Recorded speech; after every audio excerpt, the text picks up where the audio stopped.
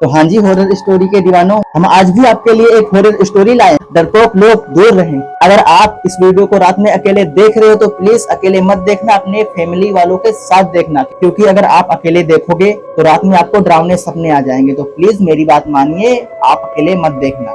चलिए video start करते हैं। ये स्टोरी है एक गाँव की। एक गाँव था जो की बहुत बड़ा नहीं था, छोटा ही गाँव था।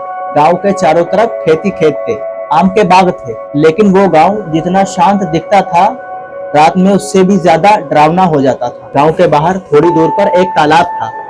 तालाब में पानी नहीं था, तालाब पूरा सूखा हुआ था। तालाब के किनारे लगभग 300 साल पुराना एक पीपल का पेड़ था। उसका तना बहुत ही मोटा था। लमसम 5 लोग ऐसे हाथ जोड़कर अगर उसे घेरने की कोशिश करे तो उनके हाथ में नहीं आता था, इतना मोटा था वो पेड़। पीपल की जड़ें बिल्कुल सांप की जैसी बाहर फैली हुई थी। उसकी शाखाएं बिल्कुल आसमान को ढक देती। गांव के बुजुर्ग कहते थे उस पेड़ के नीचे कभी नवविवाहित की रहस्यमयी तरीके से मौत हो गई। उसके पैरों में चांदी की पायल थी।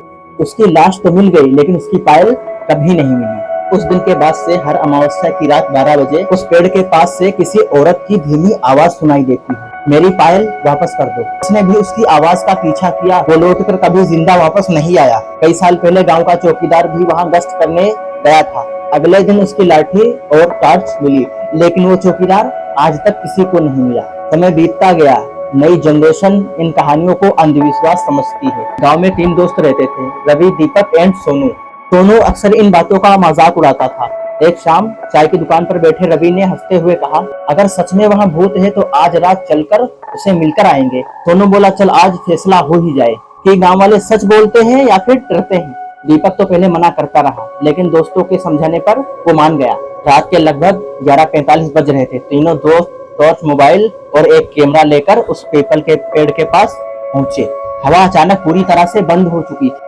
आसपास एक भी झिंगुर की आवाज नहीं आ रही थी। जैसे जहाँ पेड़ वेड़ होते हैं तो वहां पर झिंगुर की आवाज आती है, लेकिन वहां पर ऐसा कुछ भी नहीं था। किसी भी इतने छोटे से भी जीव की आवाज नहीं आ रही। लेकिन कुछ समय बाद पेड़ के सबसे ऊपर वाली डाली अपने आप बहुत तेज तेज से हिलने लगी। तीनों दोस्त एक दूसरे को देखने लगे। तभी पीछे से किसी की धीमी आवाज आई, मेरी पायल वापस कर दो। तीनों ने पलटकर देखा, लेकिन पीछे कोई नहीं था। वो डरते डरते आगे बढ़ने लगे। टॉर्च की रोशनी जमीन पर पड़ी। वहां मिट्टी में आधी दबी एक चांदी की पायल चमक रही। रवि ने हिम्मत करके पायल को अपने हाथों में उठा लिया। जैसे ही पायल को उठाया, तीनों लोगों की टॉर्च अपने आप बंद हो गई। चारों तरफ बहुत ही ज्यादा अंधेरा हो गया। कुछ सेकंड बाद एक टॉर्च अपने आप जल उठी। रवि और सोनू की सांसें रुक गई।